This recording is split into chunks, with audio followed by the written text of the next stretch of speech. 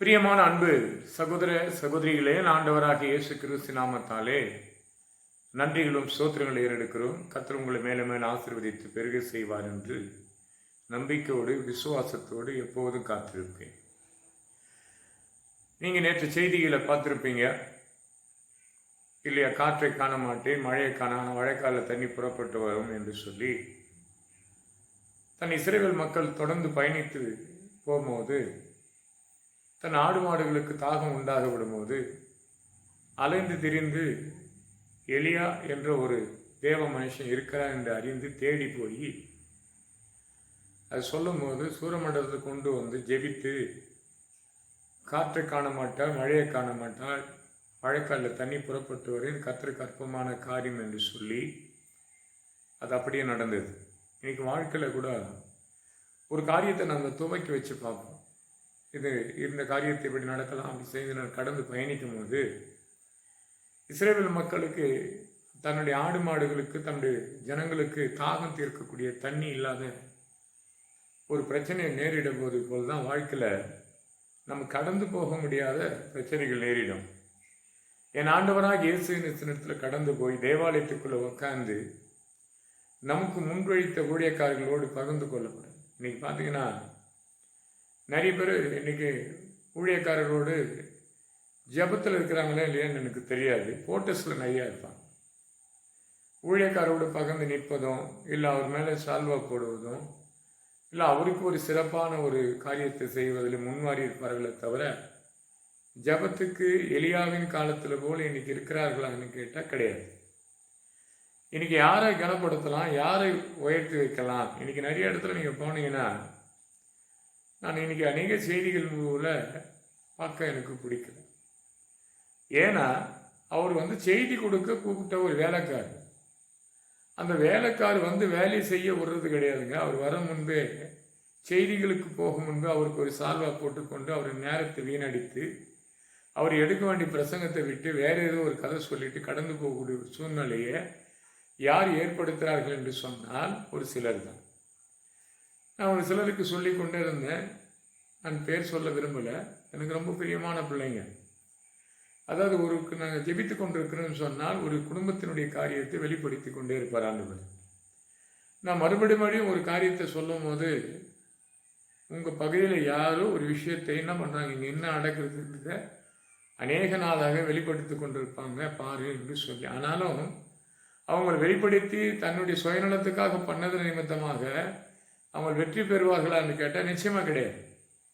அதில் அவங்க தோல்வி அடி போகிறாங்க. இந்த பிள்ளைங்க இது வரைக்கும் நம்பாத இந்த ஒரு விஷயத்தை நம்ப வச்சார் கர்த்தர். அதுதான் அதிசயமான தேவன். ஆலோசனை கர்த்தர், நித்திய பிதா. தேவன் பார்த்தா யோசனையில் பெரியவர் என்று சொல்லி நம்ம படிக்கிறோம். எரேமியா 19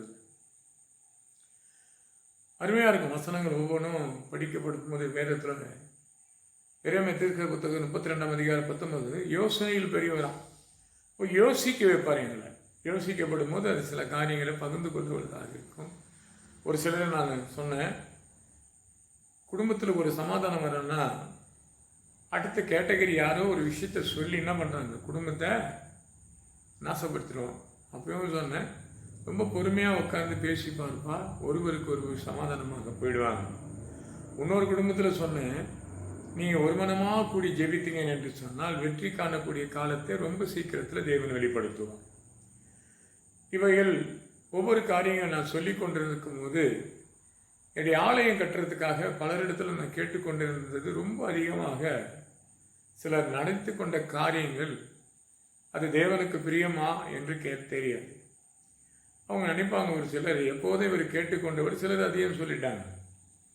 அப்போ அநேக காரியங்கள் கொடுத்து இன்னைக்கு யாரையும் கேட்பதில்லை. ஒன்று மட்டும் சொல்லுவேன், என்னுடைய ஆலயத்தை, எனக்கு தேவன் கொடுத்த ஆலயத்தை தேவன் கட்டி முடிக்கணும் என்று சொன்னால் இந்த செய்தியை பார்க்குற நீங்களோ இல்லை நான் உங்களிடத்தில் கேட்டு இருந்தாலும் நீங்கள் முதல்ல பார்த்தீங்கன்னா தேவனிடத்தில் ஜெபிங்க.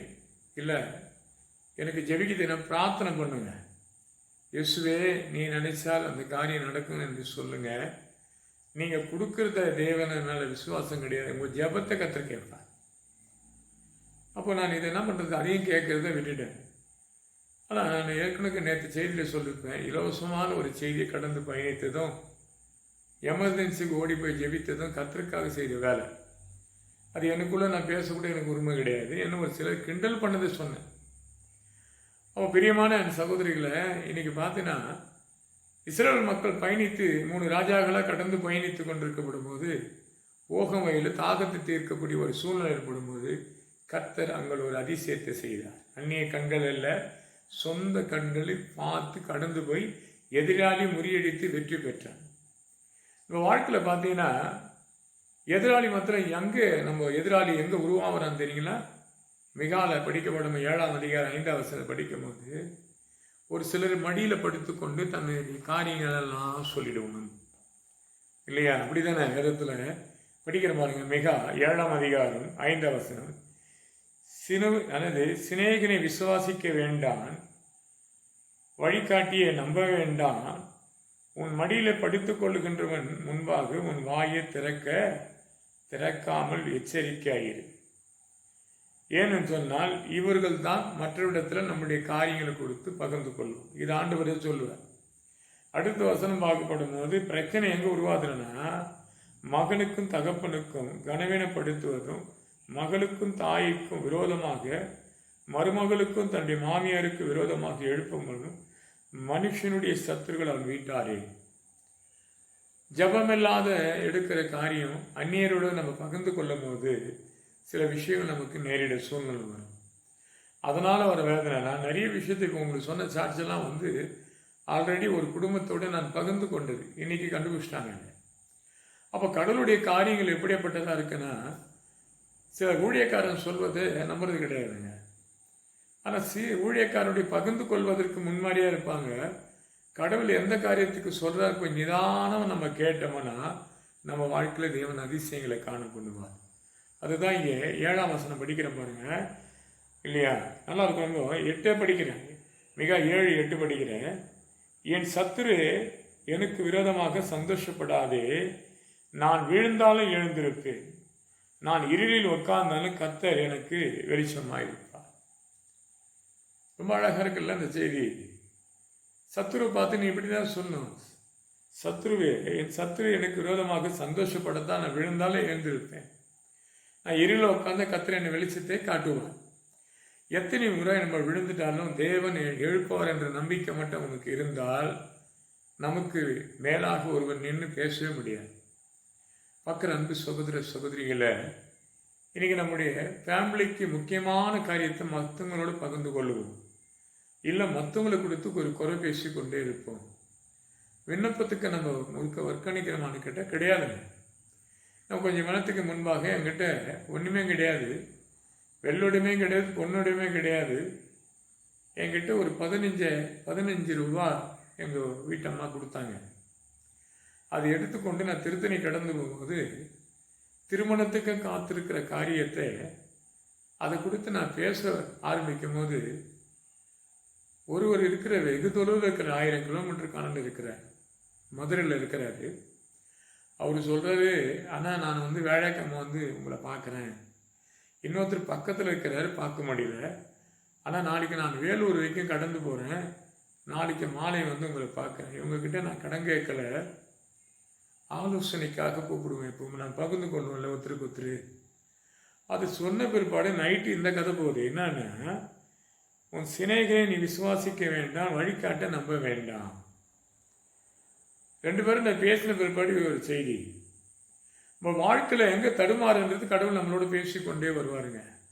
நம்ம தான் நம்ப மாட்டோம் இல்லையா? யாருன்னா சொல்லுவது. நான் ஏற்கனவே நிறைய விஷயம் சொல்லுவேன். என்னை பார்த்து ஒரு சிலர் எடுத்துக்கொள்ளுகிற காரியம் தப்பாகவே எடுத்துக்கொள்வாங்க. இது இருக்குமா, இருக்காத போயிடுமா, நடக்குமோ, நடக்காத போயிடுமான்றது போல். ஆனால் நான் சொன்னேன், மறுபடியும் சொன்னேன், அதை இன்றைக்கு தேவன் வெளிப்படுத்தினார். அப்போது நம்ம சந்தோஷப்படுற காரியத்தை கொடுத்து நமக்கு ஒரு அதிசயத்தை கர்த்தர் செய்வார். நிச்சயமாக வறுமையும் போராட்டங்களோ பிரச்சனைகள் நமக்கு வந்துச்சுன்னு சொன்னால் கர்த்தர் நமக்கு ஒரு அதிசயங்களை செய்ய போகிறார். ஏன்னா அப்படி ஒரு அதிசயம் செய்து நம்மளை மீட்டெடுத்தார் கர்த்தர் இல்லையா? அதான உண்மை. எப்படி ரட்சிக்கப்பட்டீங்கன்னா ஒரு சாட்சி சொல்லுவோம் இல்லையா?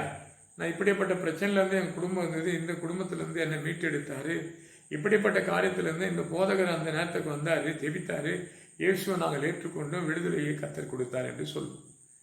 அந்த சாட்சியை பகிர்ந்து கொள்ளுகிற அந்த வசனம் தான். அடுத்தது பாருங்க, 9ஆம் வசனம் படிக்கிறேன்.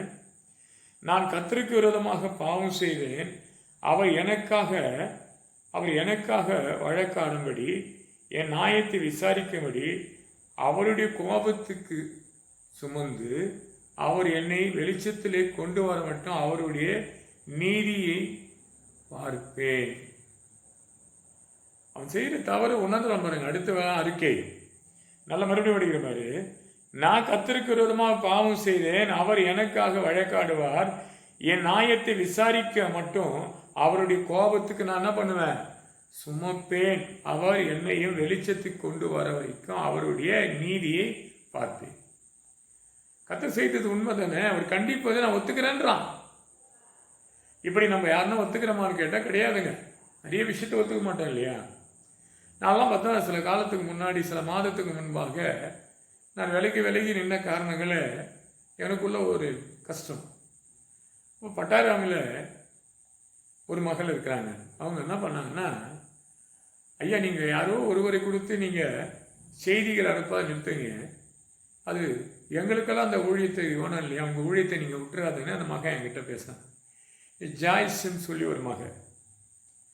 அவங்க ரொம்ப கஷ்டம், ரொம்ப கடன் தொல்லையால் கஷ்டம் பாதிக்கப்பட்டிருக்கிறாங்க, பலவிதம் போராடி கொண்டிருக்கிறாங்க. ஆனால் அவங்களுக்கு என்ன ஒரு விசுவாசம்னா, உங்களுக்கு கொடுத்த ஊழியத்தை நீங்கள் விடாதீங்க, நீ தொடர்ந்து அந்த ஊழியத்தை, இந்த செய்திகளை நிறுத்துறானே, நான் நிறுத்தாதீங்க. நான் நிறுத்தினா நீங்கள் ஒரு அம்மா பார்த்தீங்கன்னா ஜிஹெச் மருத்துவமனையில் பலவீனப்பட்டாங்கன்னு சொல்லி, அது இந்த செல்ஃபோன் மூலிமா தான் அனுப்பக்கூடிய ஒரு சூழ்நிலை வந்து மறுபடியும் நான் ஆன் பண்ணேன். அப்போ ஏதோ ஒரு விஷயத்தை அந்த மகள் மூலிமா எனக்கு தெரிவிக்கிறாரு. நான் தாமதிக்கிறேன், பார்க்கலாமே, ஒரு வாரம் தான் விட்டு பார்க்கலாமான்னு யோசிக்கிறேன். அன்றைக்கி நைட்டு ஒரு பொண்ணு மருந்து சாப்பிட்டு ஜிஹெச் மருத்துவமனை கொண்டு போனான் என்று சொல்லி, திருத்தணி பகுதியிலேருந்து அந்த ஊழியக்காரர் எப்படி இருப்பார் என்று சொல்லி ஒரு மெசேஜ் ஃபோட்டோ அனுப்பணும்னு சொன்னால் வாட்ஸ்அப் மூலிமா தான் எனக்கு அனுப்ப தெரியும், வேறு மூலிமா அனுப்ப தெரியாது. அப்போ கடவுளுடைய காரியங்கள் பார்த்தீங்கன்னா திட்டமாக இருப்பார். அப்போ இந்த கடவுளுக்கு முன்பாக என்னுடைய அறிக்கை கரெக்டாக இருக்குது பாருங்க. கடவுள் சொல்லி வந்ததெல்லாம் கேட்குறான். முதல்ல 5 சொல்கிறான், நீ சிநேகனை நம்ப வேண்டாம், வழிகாட்டிய சிநேகனை விசுவாசிக்க வேண்டாம், வழிகாட்ட நம்ப வேண்டாம். அவன் மடியில் படுத்துக்கொண்டு ஏகப்பட்ட காரியத்தை பேசுவான். சிலர்லாம் மாட்டிக்கினாங்கன்னா, நான் கூட ரொம்ப பேசுவேன். ஒரு சிலர்லாம் சொன்னாங்க, என்னங்க நான் ஃபோன் பண்ணுறதோட அவர் தான் நிறைய பேசுகிறாரு, அவர் நம்மளை விசாரிப்பார்னு பார்த்தா அவர் பேசுகிற விஷயத்தை யார் துக்கத்தையே சொல்ல முடியல, அவர் துக்கத்தையும் கலந்து தான் இல்லைன்னு பேசியிருப்பேன். ஒரு சிலர் என்ன பண்ணிட்டாங்க, அவர் அநேகமாக பேசுகிறாங்கன்னு. என்னுடைய முக்கியமாக ஒரு மனுஷன் இருக்காரு சென்னையில், ரொம்ப பிடிக்கும் எனக்கு அவர் என்னுடைய ஒரு நேராக சொல்லிட்டார், ஐயா நீ ஃபோன் பண்ணுற, நான் சொல்கிறதை காட்டி நீங்களே சொல்லினீங்க அப்படின்னு சொல்ல ஆரம்பிக்கும் போது, இது என்னை கொண்டு இல்லை, ஒரு சிலர் சொன்னதையும் உனக்கு நான் சொல்கிறேன்னு. அன்றைக்கி தான் எனக்கு புரிஞ்சுது, என் துக்கத்தை யார்கிட்டையும் சொன்னால் ஏற்றுக்கலை, மற்றவங்க துக்கத்தை ஏற்றுக்கொள்ளும்படியாக தான் என்னை தேவன் வைத்திருக்கிறார் என்று. அப்போ என் விண்ணப்பத்தை யார்கிட்ட தெரிவிக்கணும், இந்த 9ஆம் வசனத்தை போல, நான் கர்த்தருக்கு விரோதமாக பாவம் செய்தேன், அவர் எனக்காக வழக்காடுவார், என் நியாயத்தை விசாரிக்க மட்டும் அவருடைய கோபத்துக்கு சுமப்பேன். ஒத்துக்கணும் இல்லையா? நான் ஒத்துக்கின பேர் தான் கடவுள் என்ன பார்த்து சொல்கிறார், உன்னை பார்த்து சொல்லுவேன். நீ ஒத்துக்கொண்டா, நான் படிக்கிறாங்க 15, நீ எகிப்து தேசத்திலிருந்து புறப்பட பண்ண நாள் நடந்ததை போலவே உன்னை நான் அதிசயங்களை காண பண்ணுவேன். ரொம்ப அழகாக இருக்குல்ல அந்த வசனம். ஆரம்பத்தில் இந்த உலகத்திலேருந்து பிரித்து எடுக்கும் போது எப்படி உன்னை விடுவித்து ஒரு அதிசயங்களை காண பண்ணணும், அதே மாதிரி மறுபடியும் ஒரு வாட்டி முன்னால் நான் வல்லமையாக இறங்கி உன்னை விடுவித்து அதிசயங்களை காணும்படியாக செய்வேன். எந்த விண்ணப்பத்துக்கெல்லாம் எனக்கு தெரிவிக்கிறேன்னு எனக்கு தெரியாது, ஆனால் உன்னை அதிசயங்களை காண கர்த்தர் பண்ண போகிறார். பார்க்குற அன்பு சகோதர சகோதரிகளை, பிரியமான என் அன்பு பிள்ளைகளை, அருமையாக ஆண்டு சொல்கிறார் பாருங்க, உங்களை இந்த உலகத்திலேருந்து நான் பிரித்தெடுக்கப்பட்டேன். தாவீது சொல்லுவார் இல்லையா, ஆட்டுக்கு பின் போன உன்னை ஆட்டு மந்தியை விட்டு பிரித்தெடுத்து உன்னை ராஜாவாக மாற்றினவன் அல்லவா அப்படின்னு ஆண்டு சொல்லுவார். லூக்கால படிப்போம் இல்லையா, 1 சாமுவேலில் நிறைய படிப்போம் அந்த வசனங்களை, 1 தீமோத்தேயுல படிப்போம். அப்போது ஆட்டுக்கு பின் கடந்து போயிருந்த தாவீதை தேவன் பிரித்தெடுத்து ராஜாவாக மாற்ற ஒரு காலங்கள் வந்தது, அதுக்கு ஒரு நேரம் வந்தது, ஒரு பிரச்சனை வந்தது, அதுக்கெல்லாம் முன்னிருந்து ஜெயிக்க வைத்து ராஜாவாக்கினான் கர்த்தர். நம்ம வாழ்க்கையில் போராட்டங்கள் வந்து கொண்டு இருக்குங்க. இவர்கள் இப்படி பேசிட்டார்கள், இதனால் நம்ம ஏமாந்துட்டோமா, இது நம்ம கையை விட்டு போயிடுமான்னு நினைக்காது. கொஞ்சத்தில் உண்மையாக இருந்தால் அநேகத்தை உன்னை அதிகாரியாக கர்த்தர் மாற்றுவார். பார்க்குற அன்பு சகோதர சகோதரியே, கர்த்தர் உன்னை பார்த்ததும் சொன்னார், உன்னை அதிசயங்களை காண பண்ண போகிறேன். என்ன அதிசயம் எனக்கு தெரியாதம்மா? இப்போவும் சொல்கிறேன், என்ன அதிசயம்னு எனக்கு தெரியாது. எனக்கு செய்கிற அதிசயம் நீங்கள் கூட பார்த்தீங்கன்னா இந்த செய்தி அந்த மக கூட பார்ப்பாங்க. தாம்பர பகுதியில் ஒரு சகோதரி உண்டு. சென்னையில் மெயினில் இருக்கிற ஒரு பகுதியில், பெரம்பூர் பகுதியிலேருந்து ஒரு சகோதரி எனக்கு காசு அனுப்ப செல்ஃபோனில் தெரியாது. அது தாம்பரத்துக்கு அனுப்பி, தாம்பரத்துலேருந்து என்கிட்ட ஒரு 1.5 நாள் ஆயிடுச்சு. அது என்னதான் ஆகுது தெரியலையே, அடுத்து என்ன பண்ணுவோன்னு தெரியாத உட்காந்து கொண்டு மாலையில் இருக்கிறேன். எனக்கு ஒரு சின்ன காணிக்கை அனுப்புகிறாங்க. அந்த காணிக்கை எடுத்து எங்கள் குடும்பத்துக்கு தேவையானதை சந்திக்கக்கூடிய ஒரு சூழ்நிலை ஏற்பட்டது. அதுதான் அதிசயம். எதிர்பார்க்காமல் நம்ம நடந்து கொண்டிருக்கும் போது, எதை எதிர்பார்த்து கலங்கி கொண்டிருந்தானோ எதிர்பாராத ஒரு அதிசயத்தை கர்த்தர் செய்வார். நிச்சயமாக செய்வார்மா. பார்க்குற அன்பு சகோதர சகோதரிகளை, மறுபடியும் உன்னை பார்த்து சொல்கிறாரு. என்ன சொல்கிறார் பார்க்கலாமா? உனக்கு நீ விசுவாசம் இருந்தால், ஜபம் இருந்தால், இந்த அறிக்கை செய்து, இந்த மிகால அதிகை செய்து மறுபடியும் மீட்டெடுத்தது முதல் அதிசயம். 2வது சொல்கிறார் பாருங்க, மறுபடியும் ஒரு விஷயம் உன் மேலே இறங்குவேன்ற. ஆதியில் உன்னை தெரிந்து கொள்ளப்பட்டு தேசத்திலிருந்து பிரித்தெடுக்கப்பட்டு உன்னை ராஜாவாக நல்ல ஒரு நன்மைக்குரிய மகனாக இருந்த குடும்பம் ஒரு ஆசீர்வதிக்கப்பட்டது. நம்ம எதை தவறின என்று கொஞ்சம் யோசித்து பாருங்க. இந்த மிகா 7:9 சொன்னது போல அவன் தவற உணர்ந்தான். அவன் மாற்றி அமைக்கும் போது, சுமப்பேன்னு ஒத்துக்கொள்ளும் போது, நான் உனக்கு அதிசயம் செய்வேன் என்று இங்கே சொல்றேன். மனுஷன் ஒத்துக்கொள்ள மாட்டான். அதுதான், நான் என்ன தப்பு பண்ணேங்க, என்ன செய்தேங்க, நான் ரொம்ப கரெக்டாக இருக்கிறேன், அதெல்லாம் சும்மாங்க. எத்தனையோ காரியத்தை பார்ப்போம், ஜபத்திலே பார்க்கலாம். சில நடந்துக்கிற விஷயம்லாம் பார்த்தேன். என்ன சொன்னார் ஒருத்தர், ஐயா போய் அவனை இன்னைக்கு பார்த்துட்டு ஒரு சால்வை போட்டு வந்துடலான்னு. யாருக்கு என்ன இல்லை, அந்த கட்சி ரீதியாக வராங்க, நீ போய் போடு, அவருக்காக அவன் நான் ஜெபிக்கிறேன்னு. ஏன்னா அவருக்காக தேசத்தில் இருக்கிற அத்தனை மாபெரும் தலைவராக நாணமாக மக்களுக்காக ஓடிக்கொண்ட ஜனத்துக்காக நான் சால்வை போட்டு ஒன்றே ஆக போகிறதில்லை. அவருக்காக நான் முழங்கால் போட்டு இந்திய தேசத்துக்குரிய அவர் யாராக இருந்தாலும் அவருக்காக ஜெபம் பண்ணுவோம். தமிழ்நாட்டுக்குள் முதலமைச்சருக்கு அனுதினம் ஜெபித்து கொண்டே இருக்கும். அப்போ நம்ம போய் அவருக்கு சால்வை போட வேண்டியதில்லை, அவருக்காக நமக்கு ஒன்று செய்யலாம், ஜெபிக்கலாம். அப்படி ஜெபித்தா கர்த்தர் உன்னை பார்த்து சொல்றாரு. பார்க்குற அன்பு சகோதர சகோதரிகளை 19ஆம் வசனம் படிக்கிறேன் பாருங்க. அவர் திரும்பவும் தம்மேல் இறங்குவார், தம்முடைய அக்கிரமங்களை அடக்கி தம்முடைய பாவங்கள் எல்லாம் சமுத்திரத்தின் ஆழத்துல போட்டிடுவார். அறிக்கை செய்தது 9ஆம் வசனத்துல அடையாளமா தேவன் சொல்லி ஒரு அதிசயத்தை செய்து முடிப்பேன் என்று சொன்ன 15ல் 19 சொல்றாரு, நீ தவறி விழுந்துட்டேன், நான் உன்னை தூக்கி எடுத்துட்டேன், உனக்கு நான் அதிசயம் செய்ய போறேன். அதுக்கு முன்னாடி உன் பாவத்தின் அக்கிரமத்தின் சமுத்திரத்தை ஆழத்தில் நான் போடுவேன். அப்படிதானே இருக்கு. மறுபடியும் படிக்கிற பாருங்க. அவர் திரும்ப தன் மேல் இறங்கி தம்முடைய அக்கிரமங்களை அடக்கி தன் பாவங்கள் எல்லாம் சமுத்திரத்தின் ஆழத்தில் போட்டிடுவேன். அன்பு சகோதர சகோதரிகளை, எதை கொடுத்து நீ கவலைப்படாதீங்க, இல்லையா? எதை கொடுத்த வருத்தப்படாதீங்க, விழுந்துட்டுன்னு நினைக்காதீங்க. சகாரியாவில் ஒரு வசனம் 9ஆம் அதிகாரத்தில் ரொம்ப அழகாக இருக்கும். 11ஆம் வசனம் 12ஆம் வசனம் நான் படிக்கிறேன் பாருங்க. உங்ககிட்ட இருப்புறம் கருப்புலாம் அதையே படிங்க. நிச்சயமாக கர்த்தர் இதை செய்தி கேட்டுக்கிற நேரத்தில் உங்கள் வாழ்க்கையில் ஒரு அதிசயத்தை கர்த்தர் செய்து முடிக்க போகிறேன். படிக்கிறேன் பாருங்க. உனக்கு நான் செய்ய வேண்டியது என்னவென்றால், தண்ணீர் இல்லாத குழியில அடைத்திருந்த உன்னுடைய நான் என் உடன்படிக்கை இரத்தத்தினால் விடுதலை பண்ணுவேன். நம்பிக்குள்ள சிறலகை அரணுக்கு திரும்புங்கள், இரட்டிப்பான நன்மைகள் தருவேன், அது இன்றைக்கே தருவேன் ஆண்டவர் சொல்றாருங்க. இந்த செய்தி நீ பார்த்துருக்கிற நேரத்திலே ஆண்டவர் கொடுத்துருவார். ஏன்னா நான் இவ்வளவு விசுவாசத்தோடு இருக்கிறேன்னா, இன்னைக்கு பாருங்கன்னா எதுவுமே கிடையாதுங்க. அவங்க இஸ்ரவேல் மக்களுக்கு போல தான். அவங்கக்கிட்ட தண்ணி மட்டும் இல்லைன்னு கேட்குறாங்க. என்கிட்ட வெள்ளி உடமையும் கிடையாது, பொண்ணு உடமையும் கிடையாது, அரிசியும் கிடையாது, பருப்பும் கிடையாது, வறுமை. ஆனால் என் ஆண்டவர் என்னை நடத்தி கொண்டே இருக்கிறார்.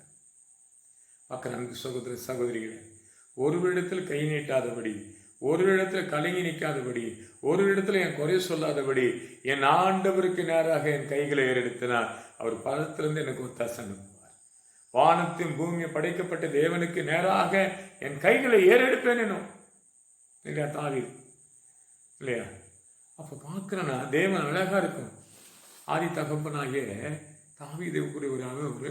அப்போது அங்கே அதிகமாக ஒரு வசனம் வடிக்கிறேன் பாருங்க, அது நான் மாற்றி வாசிக்கிறேன், நல்லா இருக்கும் அந்த வசனம். 14ஆம் அதிகாரம் ஆதியாகத்தில் கடைசி வசனம் படிக்கிறேன், ரொம்ப நல்லா இருக்கும். அப்போது தேவன் ஒரு விஷயத்தை சொல்லி கொடுப்பாரு. அப்போ அவன் சொல்லுவான், நீ எழுந்து தேசத்தின் நீளத்தை அகர்த்தமாக. ஆனால் ஆண்டவர் செய்கிற ஒவ்வொரு விஷயத்தையும் பார்த்தீங்கன்னா ஆபிரகாமுக்கு ஒரு விசேஷமான கிருபையை கற்றுக் கொடுப்பார். இந்த காரியம் நடந்து போகும்போது ஆபிரகாமை பார்த்து அவனை கேட்கும் போது சொல்கிறான், அப்போது ஆபிரகாம் கூடாரத்தின் பெயர்களை கொண்டு வந்து எவேரெனிட்டு மாமிஷத்தின் சம்பூர்ணமாக குடியிருந்து அங்கே கர்த்தரை ஒரு பலிபீடத்தை கட்டினான். ஆனால் அவனை கேட்கலாம், அவன் ஜனங்களை கொடுன்னு, வானத்துக்கும் அழகாக இருக்கும் உன் சந்ததி தூதர்களின் தூதர்களாக பெருகம் பண்ணும்படி ஒருவன் பூமியின் துணையாக எனக்கு கூடாக இருப்பானா, எழுந்து தேசத்துக்கும். அப்போ வானத்துக்கும் பூமிக்கும், நல்லா வசனம் நல்லா இருக்காது, இதை படிக்கிற மாதிரி, வானத்துக்கும் பூமிக்கும் உடையவராக உன்னதமான தேவனுக்கு நேராக என்ன பண்ணுவான், கர்த்தருக்கு நேராக என் கைகளை ஏறெடுப்பு. ரொம்ப அழகாக இருக்கு இல்லையா? நான் மாற்றி வாசிட்டேன், கடைசி செய்தி தடுமாறாதீங்க. ஏன்னு சொல்லுன்னா, அது ஆதியாகமம் 14ஆம் அதிகாரத்து 23ஆம் வசனம், வானத்தையும் பூமியும் உண்டாக்கின உன்னதமான தேவனாகிய கர்த்தருக்கு நேராக என் கைகளை உயர்த்துவேன்றான். வேறு யாரையும் நான் கேட்க மாட்டேன், என் கைகளை யாருக்கு நேராக உயர்த்துவேன், கர்த்தருக்கு நேராக உயர்த்துவேன். நீ விசுவாசி குடும்பம், நான் அவருக்கு நேராக கைகளை நோக்கி ஜெபித்து பாரு. குடும்பமாக கைகளை பிடித்து, இன்னைக்கு ஒரு கதை கூட நான் சொல்லி கொண்டிருக்கும்போது உடனே என்னவோ நான் வேதத்தை வச்சுக்கின்னு அப்படியே குளிச்சுட்டு வந்தப்போ தான் உட்கார்ந்தேன். உடனே நான் ஃபோன் எடுத்து அந்த மகளுக்கு ஃபோன் போட்டு சொன்னேன், உன் கணவர் ஒரு விஷயமா போயின்னு இருக்காரம்மா, நீ ஒரு நிமிஷம் ஜெபித்து பாரு, கர்த்தர் ஒரு அதிசயத்தை செய்வாருன்னு. ஆனால் ஒரு அதிசயம், இந்த செய்தி கேட்கும்போது அது அதிசயம் நடக்க போகுது. நிச்சயமாக முடியும் உண்டு, நம்பிக்கை வீண் போவாது. நிச்சயமாக கர்த்தர் செய்து முடிக்க போகிறார். பயப்படாத, கலங்காத, கர்த்தரும் கூடயே இருப்பார். சத்தியத்தை ஒழுங்குதனமாக கேளுங்க. ஏதாவது தவறு இருந்தால் எல்லா காரியத்துக்காக ஜெபம் பண்ணுங்க. எனக்காக, என் ஆலயத்துக்காக நீங்கள் ஜெபம் பண்ணுங்க. கர்த்தர் ஆலயத்தை கட்டி முடிக்கணும், அநேக ஆத்மாவை கொடுக்கணும், அதில் கர்த்தர் கூட இருக்கணும். இதுக்காக நீங்கள் ஜெபம் பண்ணுங்க. இப்போ உங்களுக்காக நான் ஜெபம் பண்ணுறேன். கண்களை மூடுவோம். என் அன்பால் நேசிக்க நல்ல பிதாவின் கிருபைக்காக சோதரிக்கிறோம், வல்லமைக்காக துதிக்கிறோம். சகலத்தையும் பொறுப்பெடுத்து வழிநடத்தும், சகலத்தையும் உணாம மட்டும் மையப்படும். பெரிய இயேசுவின் பிதா. ஆமென், ஆமென், ஆமென்.